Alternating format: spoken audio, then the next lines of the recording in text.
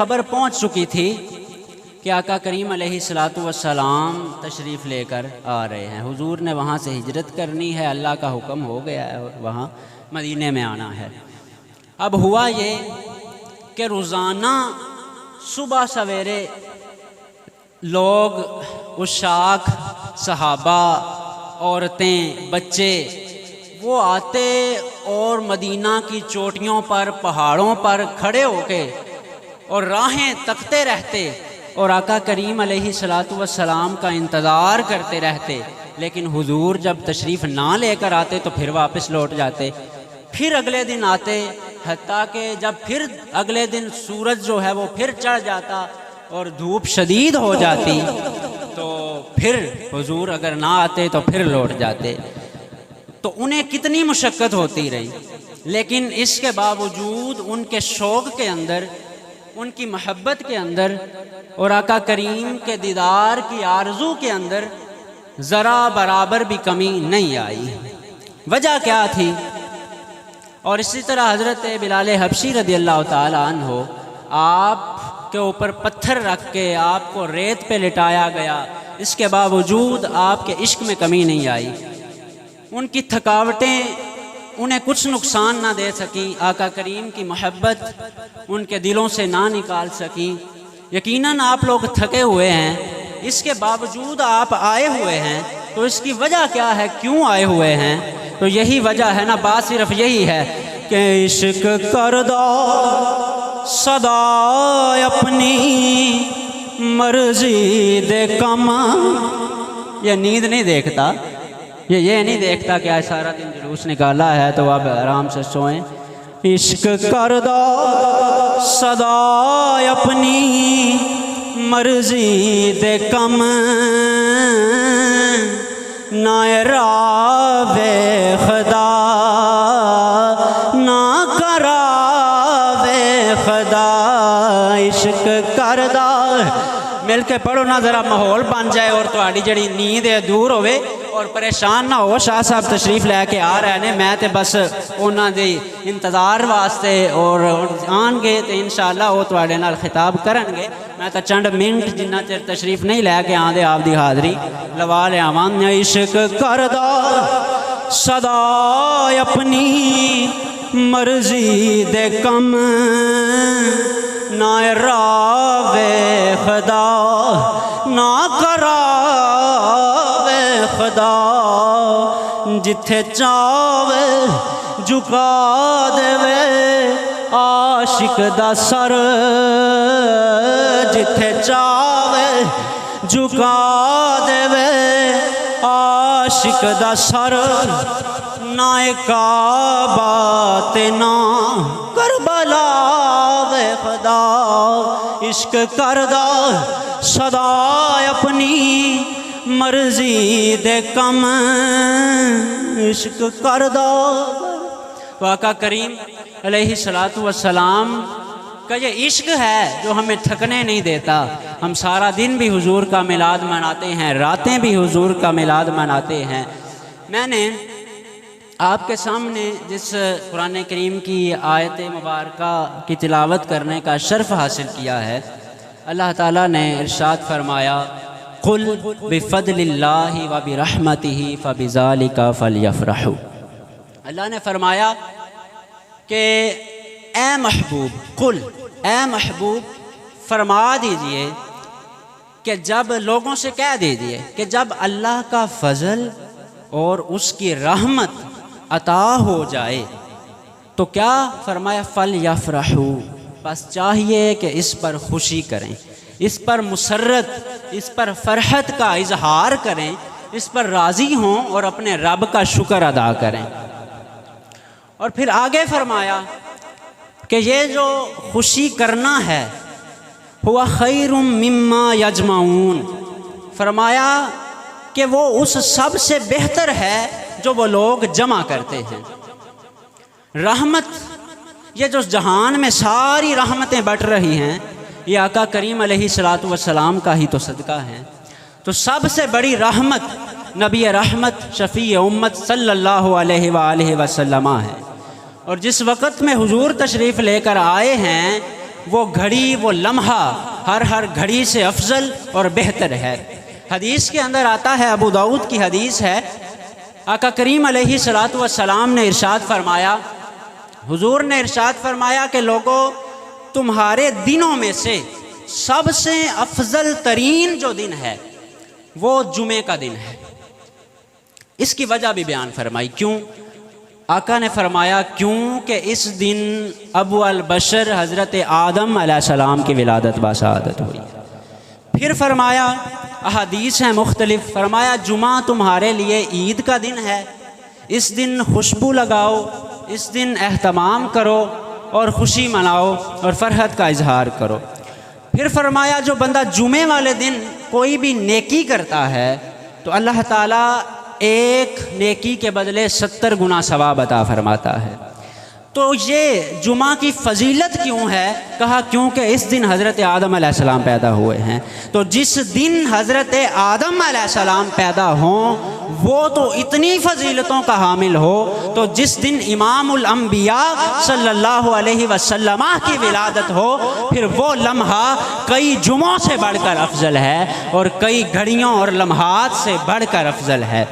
फिर लैलतुल क़द्र, इसको कदर वाली रात करार दिया कि इसकी बड़ी कदर है और बड़ी इसकी शान है। और फिर फरमाया कि इसकी जो अजर है वो 1000 महीनों से बेहतर है। क्यों? वजह क्या? कहा इसलिए कि इस रात में कुरान नाजिल हुआ है। तो जिस रात में कुरान नाजिल हो वो 1000 घड़ियों से नहीं, 1000 मिनटों से नहीं, वो 1000 दिनों, 1000 हफ्तों से नहीं, 1000 महीनों से अफजल हो जाए। लेकिन वो और तो फिर वो घड़ी जिसमें साहिबे कुरान तशरीफ़ लेकर आए हैं, आका करीम की विलादत हुई है, वो घड़ी कितनी फजीलत वाली होगी। यहाँ तो बयान कर दिया ना कि 1000 महीनों से अफजल है, लेकिन वहाँ पे ये बयान ही नहीं किया। जब हुजूर की विलादत हुई तो बयान ही नहीं किया, कैद ही नहीं लगाई कि जी इतनी फजीलत है, नहीं, कहा वो तुम्हारी अक्लों से मावरा है। फिर जो आयत मैंने तिलावत की, अल्लाह ताला फरमाया हुआ खैरुम मिम्मा यजमाऊन, कि ये जो तुम्हारा रहमत और फजल के मिलने पर खुशी करना है ये हर उस चीज़ से बेहतर है जो तुम जमा करते हो। तो इंसान क्या जमा कर सकता है जी? 2 चीज़ें। अगर वो दुनिया के लिए कुछ जमा करे तो वो मालो दौलत हो सकता है, वो बैंक बैलेंस हो सकता है।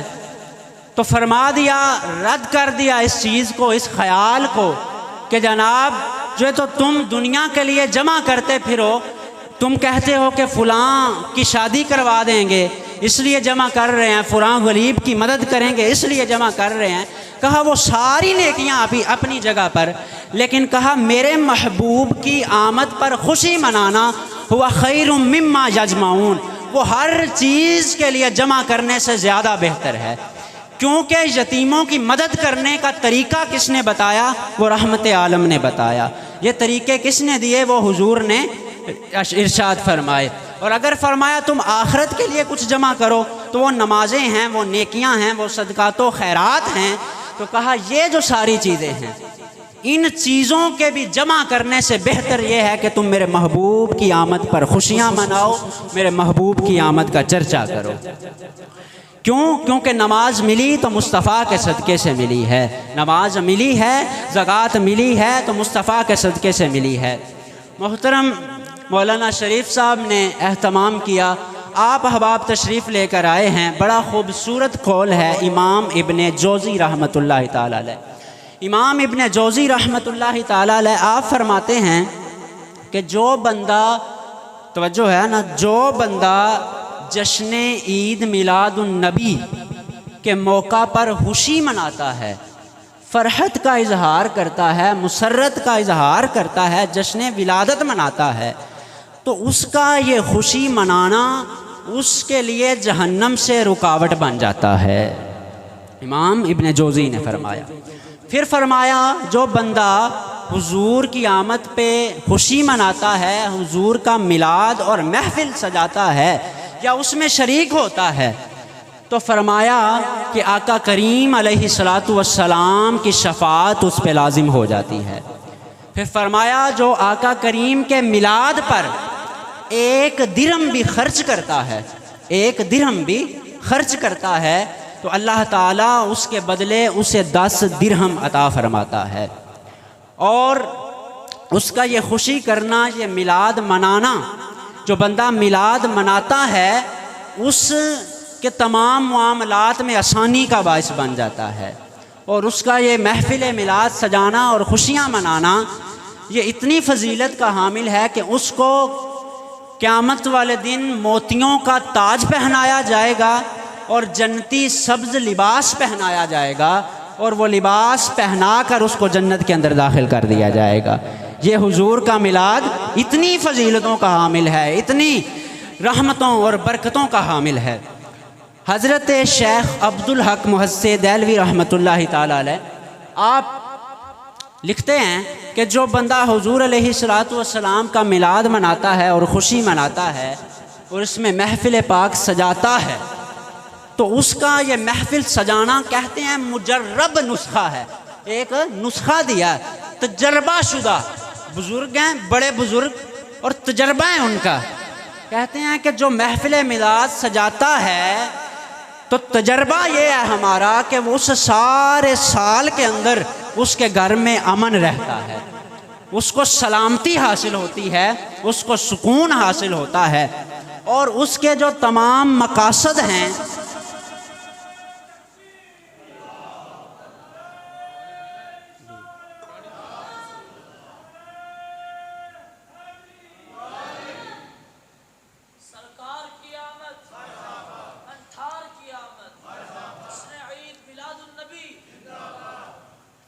उसका ये जो मिलाद मनाना है ये उसके तमाम मकासद के हुसूल का ज़रिया बन जाता है।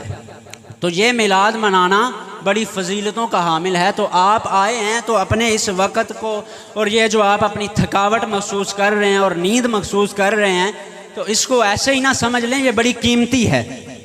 हुजूर का ज़िक्र तो इतना बुलंद है कि ज़िंदगियाँ ख़त्म हो सकती हैं, स्याहियाँ खुश्क हो सकती हैं और कलम खुश्क और स्याहियाँ ख़त्म हो सकती हैं, लेकिन हुजूर का ज़िक्र कभी ख़त्म नहीं हो सकता। लेकिन जो बंदा भी इखलास के साथ और मोहब्बत के साथ और शौक़ और इस नीयत से कि हुजूर की महफिल में आए हैं, हुजूर देख रहे हैं और लुत्फ़ फरमा रहे हैं, उसकी वो चंद घड़ियाँ भी हुजूर का ज़िक्र करना उसकी मग़फ़िरत का बाइस बन जाता है, उसके लिए अमन, सलामती और रहमत और फजीलत का बाइस बन जाता है। ये चीज़ें जो हैं वो कुछ हैं, मैं कुछ एक इस्लाही पैगाम देना चाहता हूँ। उसके लिए मैं अरब की कुछ तारीख़ी जो रिवायात हैं वो बयान करते हुए उससे वाज़ेह होगा कि हुजूर नबी पाक सल्लल्लाहु अलैहि वसल्लम किस तरह रहमतुल लिल आलमीन हैं। तो हुजूर की विलादत से पहले अरब की जो हालत थी, अरब पहले दीन इब्राहीमी पर कायम था, सीरत निगारों ने लिखा दीन हनीफ पर कायम था। फिर उनके अंदर एक शख्स आया अमर बिन लहमी, ये तकरीबन जो मुझे याद पड़ता है तो हुजूर की विलादत से 350 साल पहले का बंदा है। इस बंदे ने अरब के अंदर बुत परस्ती को राइज किया। ये शाम गया, वहाँ बुत परस्ती राइज थी, वहाँ से एक बुत मांग के ले आया, अरब के लोगों को दावत दी बुत परस्ती की, तो उन्होंने जनाब वो बुत परस्ती करना शुरू कर दी। और फिर इस तरह उसने खाना काबा के गिर्द बुत लगाए, फिर हर कबीले में एक बुत हो गया, फिर हर घर में बुत हो गया, फिर हर घर में कई बुत हो गए। तो उसने बुत परस्ती को राइज किया। अरब की हालत ये थी कि वो सूरज की भी पूजा करते थे। सूरज क्यों? कि जी वो बड़ा चमकता है और बहुत बड़ा है, इसलिए उसकी भी पूजा करते थे। चांद की पूजा करते थे, सितारों की पूजा करते थे और सयारों की पूजा करते थे। हत्ता कि जो भी अजीबो गरीब चीज़ नज़र आती तो उसको खुदा समझकर उसकी इबादत करना शुरू हो जाते थे। और अरब के अंदर दरख्तों की भी पूजा होती थी। मक्का मुकर्रमा के करीब एक बड़ा दरख्त था, उसकी पूजा करते और हर साल उस दरख्त के पास जाया करते और वहाँ पे जाकर अपनी चादरें उतारते और उस दरख्त से साथ लटका दिया करते, अपनी तलवारें उस दरख्त से लटका दिया करते और जो अब औरतों के जेवरात होते वो दरख्तों के साथ लटका दिया करते। और इतनी शर्मनाक बात है कि चादरें उतार कर नंगे खाना काबा में दाखिल होते और नंगे खाना काबा का तवाफ़ करते और तालियां बजाया करते, और नंगे होकर खाना काबा का तवाफ़ करना इसको एहतराम समझते थे। ये हालत थी। और अरब के अंदर उस वक़्त ये भी हालात थे, हुजूर की बेइज्जत से कबल ये हालात थे कि कोई तादाद मुकर्रर ही नहीं थी। एक मर्द जितनी चाहता शादियां कर लेता, चाहता तो वो 10 शादियां कर लेता, चाहता तो 20 कर लेता, कोई तादाद मुकर्रर नहीं थी। और तलाक की भी कोई तादाद मुकर्रर नहीं थी।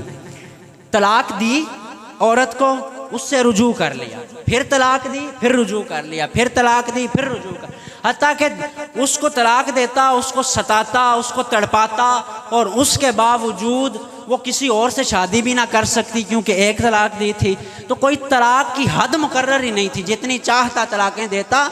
जब इद्दत पूरी होने के करीब होती फिर रुजू कर लिया करता, फिर तलाक देता, फिर रुजू कर लिया करता। इस तरह जुल्म होता था। लेकिन इस्लाम ने आकर, हुजूर की रहमत ने आकर कहा कि तलाक जो है वो कितनी बार है, 3 बार दे दी तो फिर उसके बाद दोबारा रुजू नहीं हो सकता। उसके बाद 2 बहनों को इकट्ठा निकाह में करना जायज़ समझते थे और 2 बहनों को इकट्ठा निकाह में ले आया करते थे। अगर बाप फौत हो जाता तो बड़ा जो बेटा होता वो वरासत के अंदर अपनी वालिदा को पाता, चाहता तो माज़अल्लाह सुम्मा माज़अल्लाह अपनी वालिदा से शादी कर लेता, चाहता तो अपने किसी और रिश्तेदार को दे देता, वो उससे शादी कर लेता। माओं को मंडियों में बेचा जाता था, माओं के साथ जिनाह किया जाता था, बहनों को जमा किया जाता था। और फिर कई तरह के, हज़रत आयशा रिवायत करती हैं, कई तरह के निकाह राइज थे। और यकबारगी कई मर्द एक औरत के करीब जाते, जब वो हामिला होती तो फिर उसको जिसकी तरफ वो इशारा करती कि ये तुम्हारा बच्चा है तो वो उसी का बच्चा करार पाता। ये हालत थी औरतों की। और औरतों को जिंदा दरगोर कर दिया जाता, जिंदा दफन कर दिया जाता, बाइसे जिल्लत समझा जाता था। इसके साथ साथ अरब के अंदर शराब राइज थी और इतनी शराब पीते थे कि उसको मेहमान नवाजी की एक आला डिश भी समझा जाता था कि अगर अरब में ख़त्म हो जाती तो दीगर ममालिक से मंगवाई जाती। और बड़ी बड़ी मार्केट्स अरब के अंदर मौजूद थी शराब की, और बड़ी शराब आम थी अरब के अंदर। जुआ आम था और सूद आम था। जिनाकारी को जायज़ समझते थे। सीरत में लिखा, जिनाकारी को वो जायज़ समझते थे। जुल्म आम था, हर तरह की अंधेरे उनके अंदर फैले हुए थे, गुमराहियों और पस्तियों के अंदर वो लोग डूबे हुए थे। हत्ता के, अब बात को समेटते हुए कहता हूँ, हत्ता के वो खुदा को भूले हुए थे। उन्हें पता ही नहीं कोई खुदा भी है, कोई रब भी है जिसने ये कायनात बनाई है। अपने हाथों से बनाए हुए बुतों की इबादत करते और हर तरह की बुराइयां, हर तरह के गुनाह और मजालम और जुल्म उनके अंदर जो हैं वो मौजूद थे। और ये अल्लाह की आदत के मुताबिक फिर वो वक्त आया कि 12 रबीउल अव्वल का ज़माना आया। वो सहरी का वक्त हुआ कि वो सदाएं बुलंद हुई, वमा अरसलनाका इल्ला रहमतल लिल आलमीन। मेरे और आपके आका रहमतुल लिल आलमीन बनकर तशरीफ़ लेकर आ गए। हर तरफ खुशियाँ ही खुशियाँ फैल गई। आसमान पर भी नूर छा गया, ज़मीन पर भी नूर छा गया। अंधेरे जो हैं वो ख़त्म हो गए। अब मेरे और आपके आका अलैहिस्सलातु वस्सलाम ने किया क्या? तमाम जाहिलियत की रस्मों को ख़त्म कर दिया। उस वक़्त बेटियों को ज़िंदा दफन किया जा रहा था, माओं को मंडियों में बेचा जा रहा था। मेरे और आपके आका अलैहिस्सलातु वस्सलाम ने बताया कि माँ होती क्या है। हुजूर रहमत बन के आए। हुजूर अलैहिस्सलातु वस्सलाम ने फरमाया, लोगों मैं बताता हूँ कि माँ क्या होती है।